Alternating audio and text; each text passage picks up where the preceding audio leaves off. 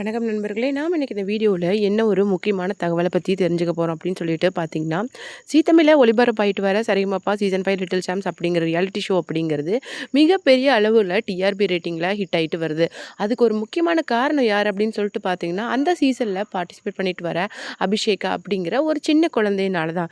Because அவங்க கர்ணன் படத்துலேருந்து பாடின அந்த பாடல் மூலமாக, அதாவது கண்டா வர சொல்லுங்க அப்படிங்கிற பாடல் மூலமாக ரொம்பவும் வைரல் ஆனாங்க அப்படிங்கிறது எல்லாருக்குமே தெரியும். அந்த வகையில் இப்போ டெடிகேஷன் ரவுண்டை கிராஸ் பண்ணி இப்போ அவங்க மௌனராகம் சுற்றுல ரொம்ப சூப்பர்பாக பெர்ஃபார்ம் பண்ணியிருக்காங்க. அதாவது ஒவ்வொரு ப்ரமோலையும் சரி, வீக்கெண்ட் எபிசோட்லேயும் சரி, நம்ம சரிகமபா ஷோவில் அபிஷேகாவோட பெர்ஃபார்மன்ஸ் இல்லை அப்படின்னா உடனே அது ஃபேன்ஸ் வந்து ஜட்ஜஸை டேக் பண்ணி கொஷின் பண்ண ஆரம்பிச்சிடுறாங்களாம். அந்த அளவுக்கு ஏன்னா அப்போலேருந்தே ரொம்பவும் ஷைன் பண்ணிகிட்ருக்கிற அபிஷேகாவோட ஃபேன்ஸ் வந்து அந்தளவுக்கு அவங்க மேலே ரொம்பவும் இதாக இருக்கிறாங்க. அதுக்கு முக்கியமான காரணமே என்ன அப்படின்னு சொல்லிட்டு பார்த்தீங்கன்னா, அவங்க கர்ணன் படத்தோட பாடலை பாடி வைரலானது தான் இதுக்கு முக்கிய காரணம். அதுக்காக நிறையா வந்து ஆப்பர்ச்சுனிட்டிஸ் அவங்களுக்கு இந்த சின்ன வயசுலேயே கிடச்சிருக்கு. அது முக்கியமான ஒன்று நம்ம விஜய் ஆண்டனி சாரோட கான்சர்ட் ஆப்பர்ச்சுனிட்டி தான். அது மட்டும் இல்லாமல் அவர் கொடுத்துருக்கிற அந்த எதிர்பாராத பரிசு தான் அதுக்கும் முக்கிய காரணம் அப்படின்னு சொல்லலாம். அந்த வகையில் மௌனராகம் சுற்றுல நம்ம அபிஷேகாவோட பெர்ஃபார்மன்ஸை பார்த்த ஸ்நேகன் என்ன சொல்லியிருக்காரு அப்படிங்கிற ஒரு விஷயத்தை தான் இந்த வீடியோவில் நம்ம டீட்டெயிலாக பார்க்க போகிறோம். வீடியோக்குள்ளே போகிறதுக்கு முன்னாடி நீங்கள் நம்ம சேனலுக்கு புதியவராக இருந்தால் மறக்காமல் சிபி ரன்னிங்கை சப்ஸ்கிரைப் பண்ணி ஃபாலோ பண்ணிக்கோங்க. வாங்க வீடியோக்குள்ளே போகலாம். டெடிகேஷன் ரவுண்ட் வந்து ரொம்ப எமோஷனலாக இருந்ததுனால அது வந்து கிட்டத்தட்ட போன வீக் மட்டும் இல்லாமல் அடுத்த வாரமும் கண்டினியூ ஆகிற மாதிரி இருந்தது. அந்த வீக்கில் அபிஷேகாவை விட நம்ம சுமன் ராஜாவோட பெர்ஃபார்மன்ஸ் வந்து ரொம்ப சூப்பர்பாக இருந்தது. கிட்டத்தட்ட அபிஷேகா மாதிரியே ஒரு ப்ராமிசிங்கான கண்டஸ்டன்ஸ் தான் ஸ்டார்டிங்லேருந்தே நம்ம சுமன் ராஜும். அந்த வகையில் அவர் வந்து நம்ம தங்கமயில் கொடுத்துருக்க அந்த கோல்டு கிஃப்டையுமே வாங்கியிருந்தார். அந்த வகையில் நம்ம சுமன் ராஜுக்கு தங்கத்திலேயே கிஃப்ட் பண்ணார் நம்ம ஜட்ஜ் ஸ்ரீனிவாஸ். அந்த அந்த விதத்தில் இவர் வந்து என்ன பண்ணியிருக்காரு அப்படின்னு சொல்லிட்டு பார்த்தீங்கன்னா, நம்ம ஸ்நேகன் வந்து கெஸ்ட்டாக வந்திருக்காருல்ல, அவர் மௌனராகம் சுற்றுல நம்ம அபிஷேகாவோட பெர்ஃபார்மன்ஸை பார்த்து ரொம்பவும் வியந்து போயிருக்காரு.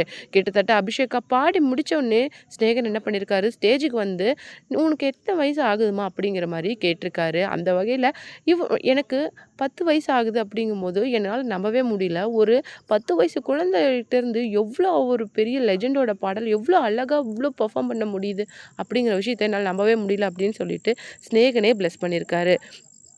இதில் முக்கியமான ஒரு விஷயம் என்ன அப்படின்னு சொல்லிட்டு பார்த்தீங்கன்னா, ஸ்டார்டிங்லேருந்தே கோல்டன் ஷவர் அப்படிங்கிறது ஒரு பாட்டுக்கு மட்டும் இல்லாமல் 6 பாடல்களுக்கு மேலே நம்ம அபிஷேகா வாங்கியிருக்கிறாங்க. அந்த வகையில் இவங்க வந்து அதாவது டாப் 5ல் ஃபைனலிஸ்ட் ஆகிறதுக்கு அதிகப்படியான வாய்ப்புகள் இருக்குது அப்படிங்கிற மாதிரி நம்ம ஸ்நேகனே சொல்லியிருக்காரு.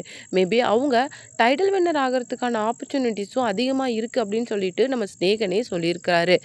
இது மட்டும் இல்லாமல் இன்னொரு முக்கியமான விஷயம் என்ன அப்படின்னு சொல்லிட்டு பார்த்தீங்கன்னா, மௌனராகம் சுற்றுல அவருடைய பெர்ஃபார்மன்ஸை பார்த்து ஸ்நேகன் சொன்ன வார்த்தைகளாக இருக்கட்டும், இல்லை ஜட்ஜஸ் பேசின விஷயங்களாக இருக்கட்டும், மிகப்பெரிய வைரலாக போயிருக்கு. அதுக்கு எஸ்பிபி சேனல்லாம் சொன்ன வார்த்தை என்ன அப்படின்னு சொல்லிட்டு பார்த்தீங்கன்னா, என்னால் கண்ட்ரோலே பண்ண முடியல, நீ இந்த பாட்டை பாடினதால அந்த எமோஷன் வந்து என்னால் கண்ட்ரோலே பண்ண முடியல, அவ்வளோ சூப்பராக இருந்தது, கிட்டத்தட்ட எனக்கு கூஸ் பம்ப்லாம் வந்துருச்சு அப்படிங்கிற மாதிரி சொல்லியிருந்தாரு.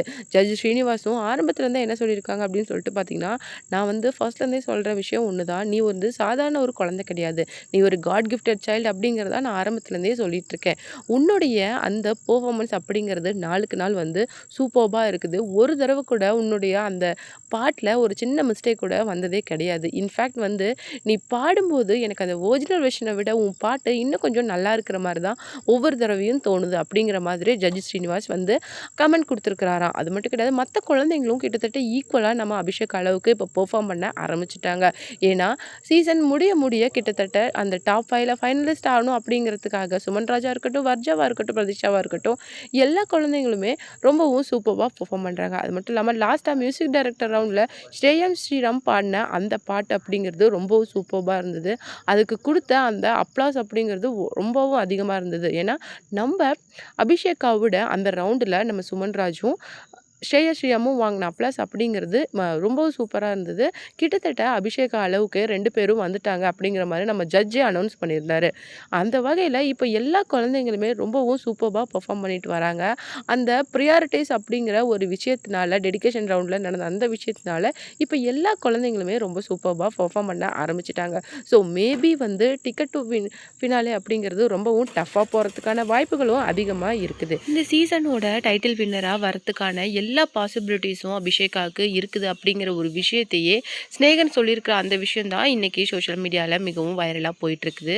உங்களுக்கு அபிஷேகாவோட பாடல்கள் பிடிக்கும் அப்படின்னா மறக்காமல் கமெண்ட் பாக்ஸில் கமெண்ட் பண்ணுங்கள்.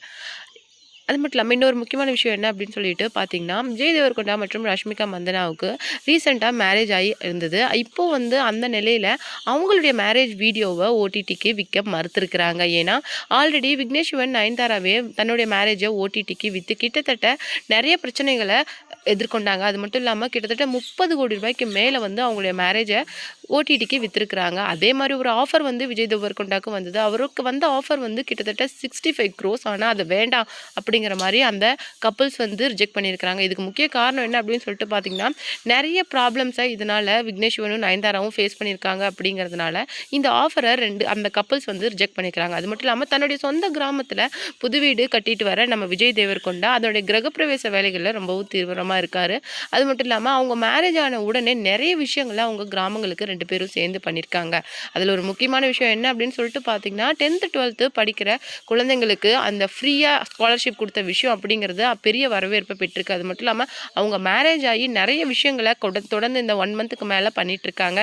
இந்த நிலையில் திடீர்னு நாங்கள் 3 பேர் ஆகிட்டோம் அப்படின்னு சொல்லிட்டு ரஷ்மிகா மந்தனா சொன்ன அந்த விஷயம் தான் இப்போ சோஷியல் மீடியாவில் மிகப்பெரிய பரபரப்பை ஏற்படுத்தியிருக்கு. மேரேஜ் ஆகி 1 monthலேயே அவங்க ஒரு சந்தோஷமான விஷயத்த அனௌன்ஸ் பண்ணியிருக்காங்க. அப்படிங்கிற மாதிரி எல்லாருமே அந்த விஷயத்தை எதிர்பார்த்துட்டு இருக்கும்போது திடீர்னு அது என்ன அப்படின்னு பார்த்தீங்கன்னா, ரஷ்மிகா மந்தனாவோட 2வது இன்ஸ்டாகிராம் பேஜான ரூ அப்படிங்கிறதுல வர அனிமேட்டட் வெர்ஷன் தான் அந்த ஒரு சன்ஃப்ளவர் அப்படிங்கிற பூ. அந்த சன்ஃப்ளவர் கூட ரஷ்மிகா மந்தனாவோட அனிமேட்டட் வெர்ஷன் பேசுகிற மாதிரி அவங்க 2 பேரும் இருக்கிற மாதிரி அந்த இன்ஸ்டாகிராம் பேஜ் வந்து இருக்குமா. அதில் 3வதாக ஒரு நபர் வந்து ஜாயின் பண்ணியிருக்காங்க. அதுதான் நம்ம விஜய் தேவரகொண்டா. விஜய் தேவரகொண்டா ரஷ்மிகா மந்தனா கிட்ட பேசுகிற மாதிரி அந்த அனிமேட்டட் வெர்ஷன் இருக்கும். இப்போ அந்த சன்ஃப்ளவர் பூ கொஞ்சம் தனியான மாதிரி இருக்கும். அதுக்கு தான் ரஷ்மிகா மந்தனா நாங்கள் இப்போது 2 பேராக இருந்தோம், இப்போ 3 பேர் ஆகிட்டோம் அப்படிங்கிற மாதிரி ஒரு விஷயத்தை அனௌன்ஸ் பண்ணியிருக்கிறாங்க. அது மட்டும் கிடையாது, அவங்களுடைய மேரேஜ் வந்து ஜெய்ப்பூரில் இருக்கிற அந்த ராஜஸ்தானில் இருக்கிற உதய்பூர் பேலஸில் தான் இது நடந்துச்சு அப்படின்னு சொல்லிட்டு நல்லாவே தெரியும். ஆனால் அந்த வெட்டிங்க்கு அந்த ஃப்ரெண்ட்ஸ் அண்ட் ஃபேமிலிஸை தவிர வேறு செலிப்ரிட்டிஸ்க்கு அலோட் கிடையாது. அவங்க செலிப்ரிட்டிஸ்க்காகவே வந்து மார்ச் 4 வந்து ரொம்ப பெரிய கிராண்டான ரிசப்ஷன் வச்சாங்க அப்படின்னு சொல்லிட்டு தெரியும். அது மட்டும் இல்லாமல் அந்த ரிசப்ஷனில் தான் எல்லா செலிப்ரிட்டிஸுக்கும் அலோட் இருந்தது. ஆனால் அவங்க பேலஸில் நடந்த அந்த ப்ரைவேட்டான டெஸ்டினேஷன் வெட்டிங்கில் யாருக்குமே எந்த செலிப்ரிட்டிஸுக்குமே அலோட் கிடையாது. ரொம்ப க்ளோஸ்டு சர்க்கிளான ஃப்ரெண்ட்ஸ் அண்ட் ஃபேமிலிக்கு மட்டும்தான் அந்த வெட்டிங்க்கு அலௌடா. ஏன்னா அந்த டெஸ்டினேஷன் வெட்டிங்கில் அவங்க கூட அந்த மேரேஜ் லவ் ஜேர்னியில் நெருக்கமாக இருந்த அந்த பீப்புள்ஸை மட்டும்தான் அலோவ் பண்ணியிருக்கிறாங்க. அது மட்டும் இல்லாமல் அவங்களுடைய மேரேஜ் முடிஞ்ச உடனே அவங்களுடைய சொந்த கிராமமான நம்ம விஜய் தேவரகொண்டாவோட கிராமத்துக்கு போயிருக்கிறாங்க. அங்கே கிரகப்பிரவேச வேலைகள் எல்லாம் ரொம்பவும் சிறப்பாக முடிஞ்சிருக்குதான். அந்த புது வீட்டில் தான் அவங்க அதிகமாக டைம் ஸ்பெண்ட் பண்ண போகிறாங்க அப்படிங்கிற விஷயங்களும் இணையதளத்தில் பரவி வருது.